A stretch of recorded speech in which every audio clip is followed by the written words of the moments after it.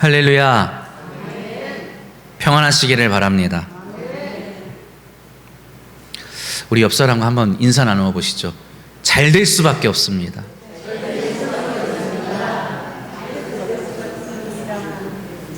잘 될 수밖에 없습니다. 뭐가 잘 된다는 걸까요?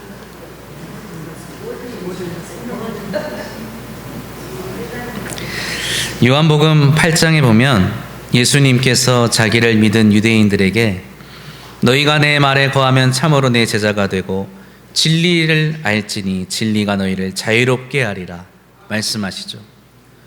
그런데 이 말씀을 들은 유대인들이 예수님께 이렇게 대답합니다. 요한복음 8장 33절 말씀입니다. 그들이 대답하되 우리가 아브라함의 자손이라 남의 종이 된 적이 없거늘 어찌하여 우리가 자유롭게 되리라 하느냐. 예수님이 이 말씀을 듣고 대답하시죠.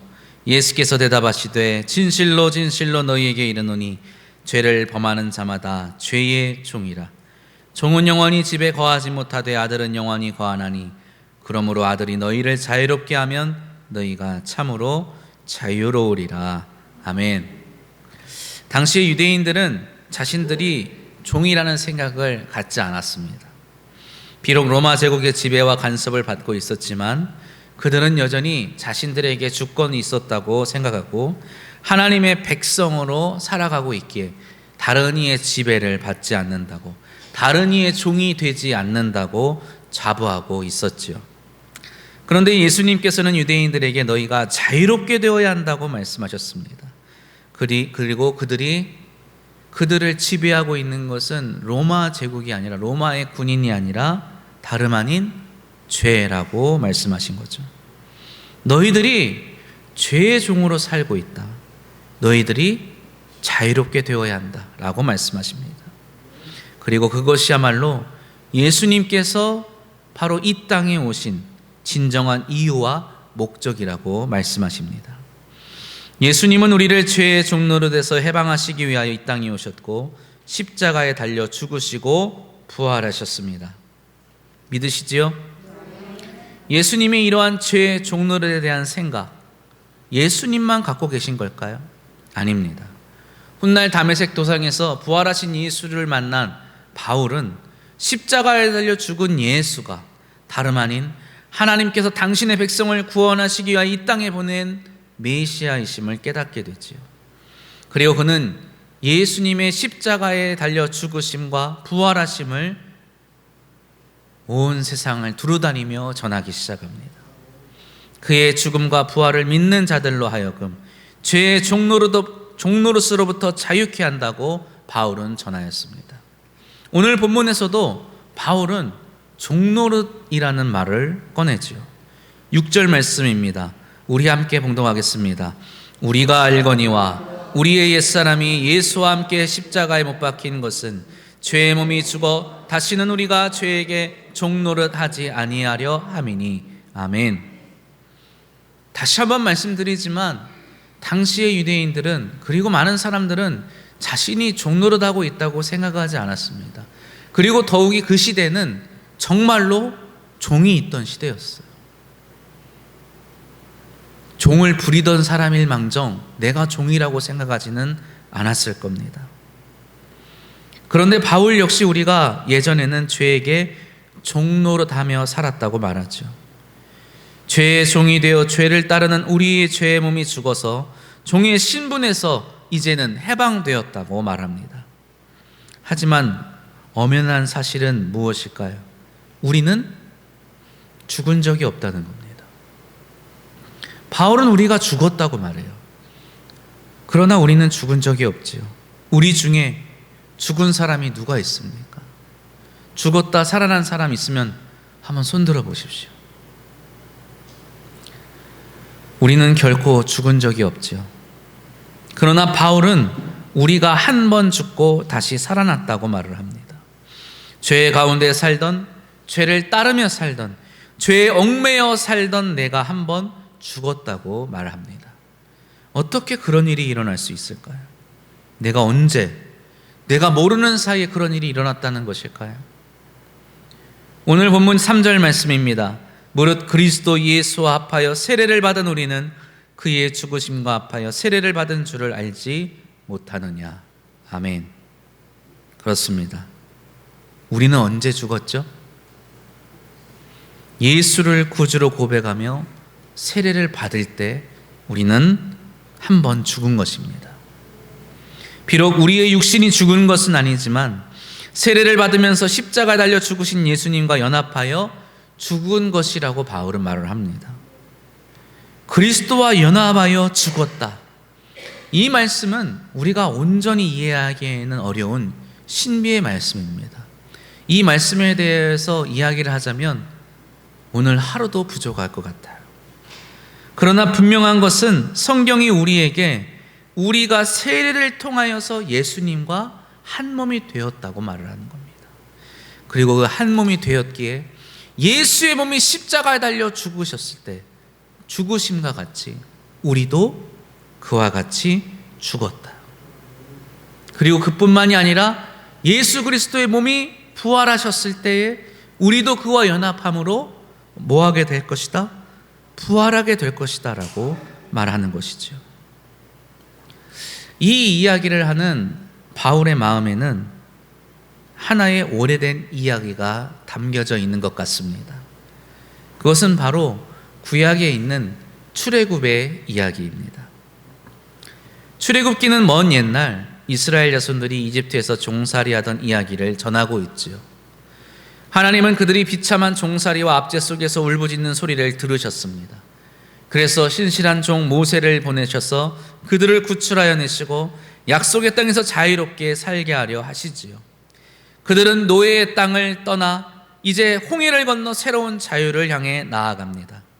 하나님은 그들을 시내산으로 인도하시고 율법을 주셨지요. 그들은 예상보다 더 오랜 시간을 광야에서 보내야만 했습니다. 마치 방황하는 것처럼 헤매는 것처럼 광야에서 살면서 이스라엘 백성은 하나님께 투덜거리고 불만을 표했습니다. 그러나 하나님은 마침내 그들이 상속으로 받은 땅으로 들어갈 때까지 그분의 임재를 통하여 곧 구름 기둥과 불 기둥으로 통하여 그들과 함께 하시고 그들을 인도하여 가신 것입니다. 우리는 이 모든 이야기를 잘 알고 있어요. 우리에게 익숙한 이야기입니다.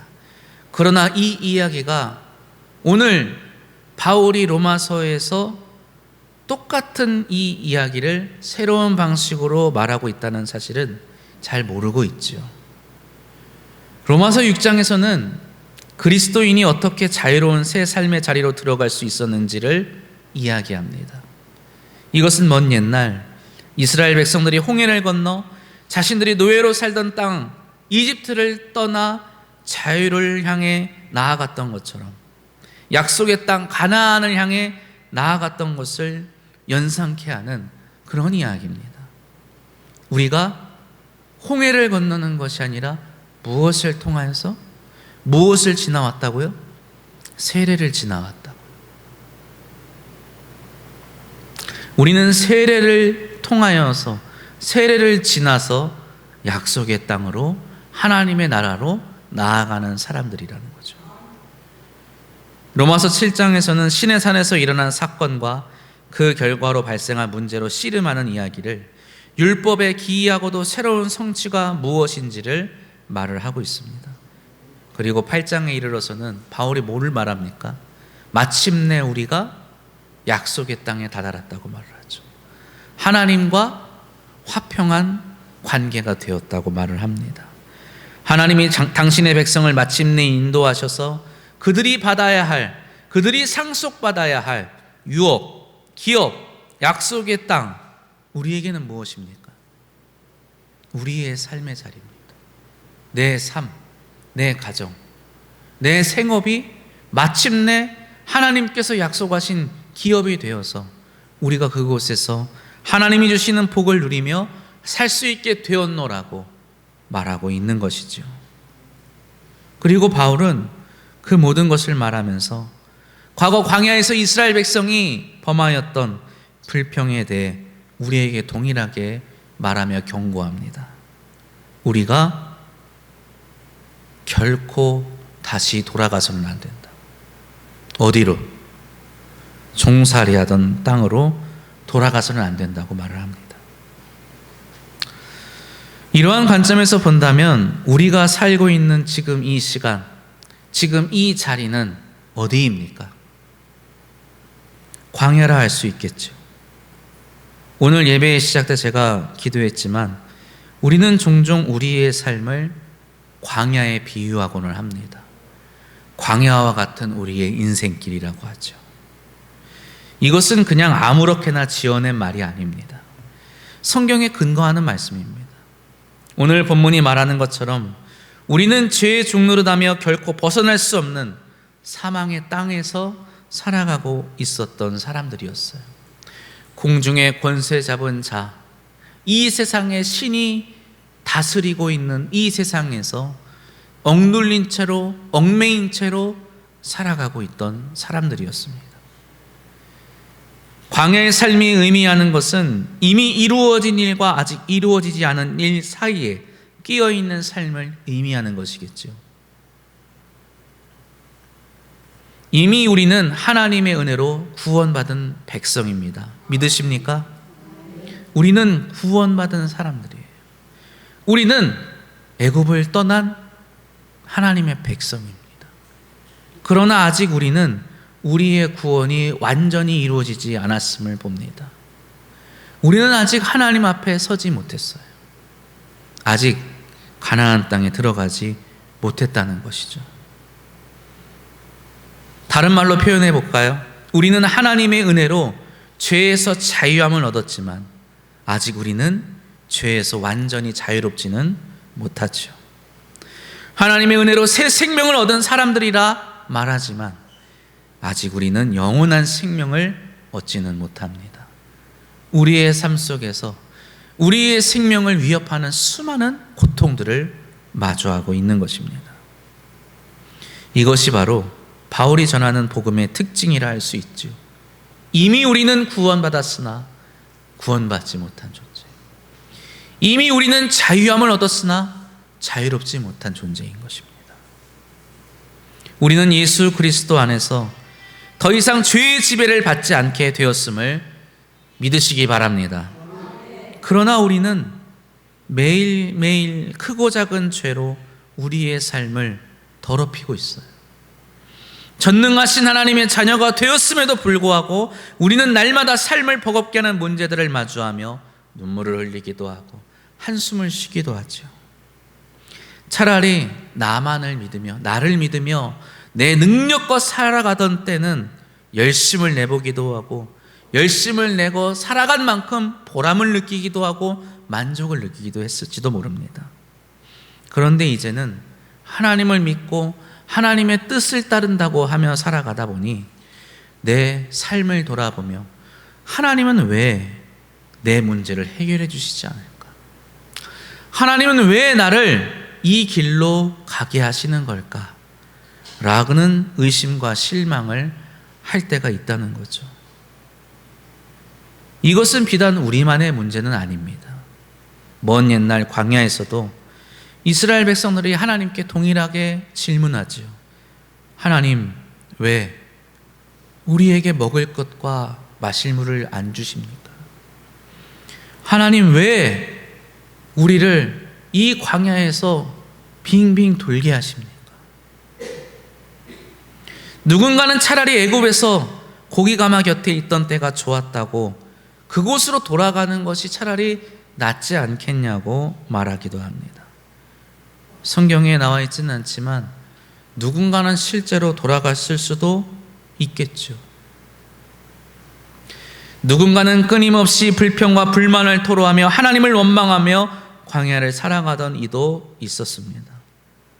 그러나 모세는 마침내 약속의 땅 가나안을 목전에 두고 이스라엘 백성에게 말합니다. 지금까지 신실하셨던 하나님을 기억하라고 말이죠. 신명기 29장 5절 이하의 말씀입니다. 주께서 40년 동안 너희를 광야에서 인도하셨거니와 너희 몸의 옷이 낡아지지 아니하였고 너희 발에 신이 헤어지지 아니하였으며 너희에게 떡도 먹지 못하며 포도주나 독주를 마시지 못하게 하셨으면 주는 너희의 하나님 여호와이신 줄을 알게 하려 하심이니라. 아멘. 그리고 모세는 이제 정작 자신은 가나안 땅으로 들어갈 수 없지만 이제 자신은 그 가나안 땅 바로 앞에서 죽음을 맞이할 수밖에 없지만 그 죽음을 통해 두려워하지 말라고 위로합니다. 31장 6절 말씀입니다. 너희는 강하고 담대하라. 두려워하지 말라.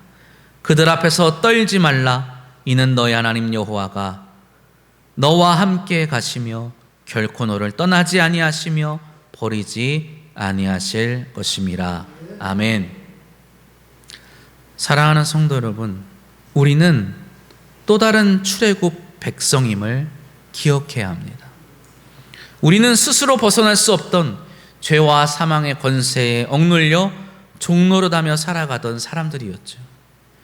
어떤 해결책도 어떤 실마리도 보이지 않던 그 막막한 절망의 삶 속에서 우리를 구원하신 이는 예수 그리스도셨습니다.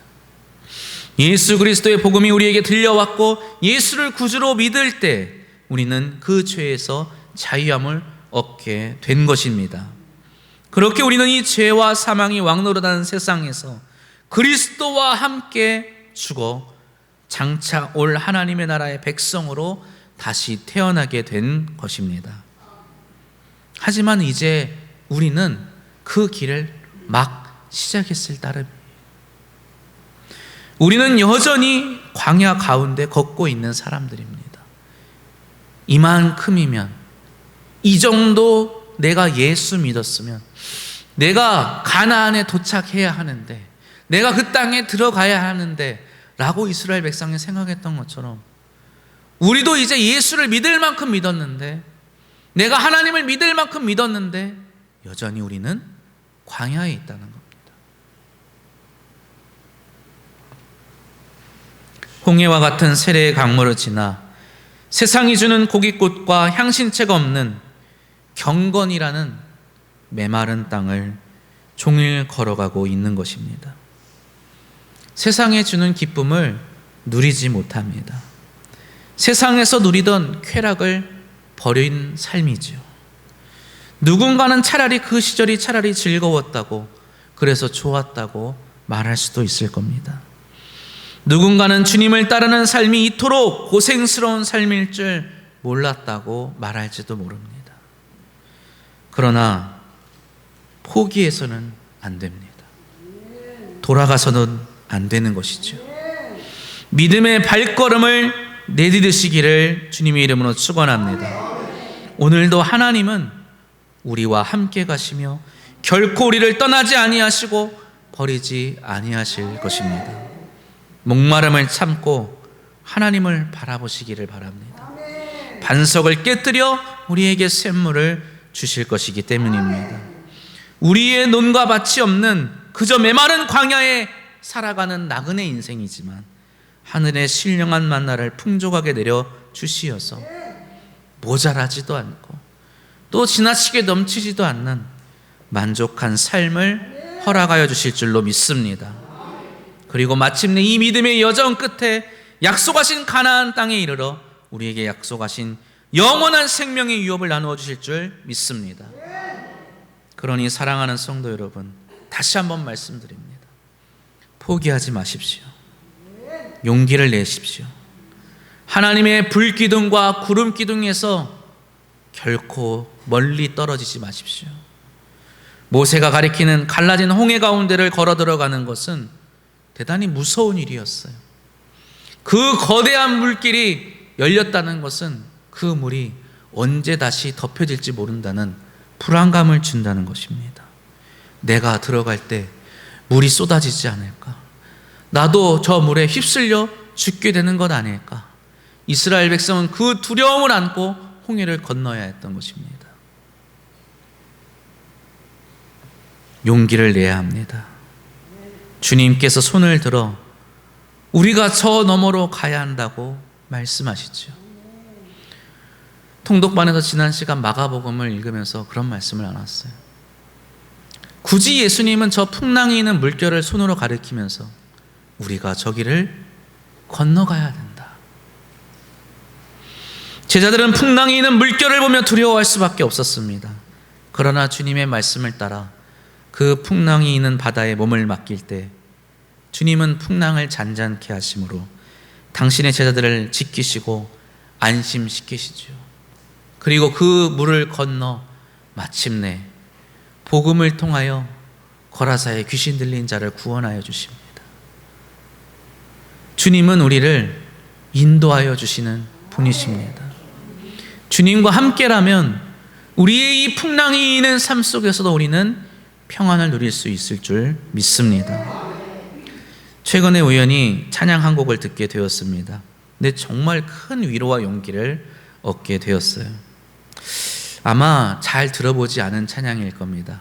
제가 너무 은혜가 돼서 찾아보니까 교회를 다니시는 분이 아니라 가톨릭 신자가 만든 곡이더라고요. 찬양의 제목은 거룩한 이들아 라는 제목입니다. 나중에 찬양 예배 때 함께 불러보고 싶을 정도로 제가 정말 큰 은혜를 받았는데 가사를 한번 읽어드릴게요. 거룩한 이들아 놀라운 길로 행하자. 깊은 물을 가르신 하나님의 뜻을 따라 낮에는 그늘로 밤에는 별빛으로 우리를 지켜주신 주님을 노래하자. 거룩한 이들아 약속의 길로 향하자. 죽음을 가르신 하나님의 뜻을 따라 낮에는 그늘로 밤에는 별빛으로 우리를 지켜주신 주님을 노래하자. 주님의 사랑, 주님을 찬양하자. 주님을 노래하자. 사도 바울은 오늘 본문 끝에 우리에게 이렇게 권면합니다. 12절 이하의 말씀이지요. 그러므로 너희는 죄가 너희 죽을 몸을 지배하지 못하게 하여 몸의 사욕에 순종하지 말고 또한 너희 지체를 불의의 무기로 죄에게 내주지 말고 오직 너희 자신을 죽은 자 가운데서 다시 살아난 자 같이 하나님께 드리며 너희 지체를 의의 무기로 하나님께 드리라. 죄가 너희를 주장하지 못하리니 이는 너희가 법 아래에 있지 아니하고 은혜 아래에 있음이라. 아멘. 이 자리에 계신 한 분 한 분 꼭 잊지 마시기 바랍니다. 우리는 하나님의 은혜 아래에 있는 사람들입니다. 죄와 사망이 우리를 결코 주장하지 못할 것입니다. 오직 하나님의 사랑과 예수 그리스도의 은혜만이 우리가 거할 것이라는 것을 기억하시기를 바랍니다. 비록 메마른 광야와 같은 삶이지만 나에게 소망이 있음을 믿으시기 바랍니다. 내 자녀에게 소망이 있다는 것을 믿으시기 바랍니다. 우리 광남의 모든 가정, 모든 세대에 하나님의 거룩한 뜻이 있음을 기억하시기를 바랍니다.